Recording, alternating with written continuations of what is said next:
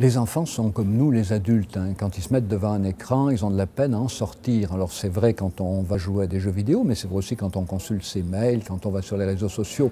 On connaît bien ça aussi en tant qu'adulte. Donc c'est pas particulier aux enfants. Mais évidemment, avec les enfants, on a une responsabilité éducative. Alors comment on va faire avec eux?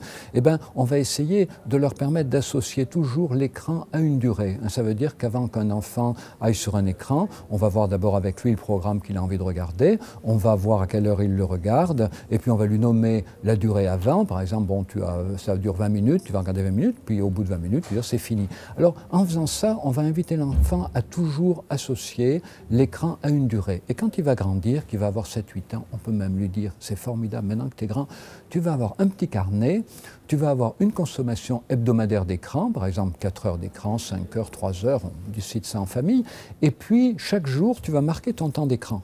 Alors, on verra à la fin de la semaine si tu as respecté le nombre d'heures qu'on a fixé ensemble. Évidemment, l'enfant va tricher, mais ce n'est pas un problème parce que quand il va se dire « j'ai regardé 2 heures, mais si je mets 2 heures, je perds trop de temps, je diminue mon temps d'écran, donc je vais marquer qu'1 heure, mais 1 heure, mes parents ne me croiront pas, j'ai marqué 1h10. » L'enfant va raisonner encore en termes de durée. Et l'important, c'est qu'il raisonne toujours en termes de durée quand il pense écran. Et à partir de ce moment-là, il va pouvoir apprendre à se poser la question du temps qu'il passera sur un écran avant d'y aller. Je vais regarder mes mails, je me donne 1 heure. Je vais regarder mon Facebook, je me donne une demi-heure, je joue aux vidéos, ça peut être 1 heure, ça peut être 3 heures. Mais l'important, c'est de se donner un temps en amont. Évidemment, on n'arrive pas vraiment à le respecter, mais si on se donne un temps en amont, on a d'autant plus de chances de le respecter. Et quand l'enfant arrivera à l'adolescence et qu'il risque de jouer comme un fou aux jeux vidéo entre octobre et mars, s'il a appris cette association-là, en mars, il se dira « bon sang, mais il me reste que 3 mois pour travailler mon examen » et il risque de s'y mettre et de réussir.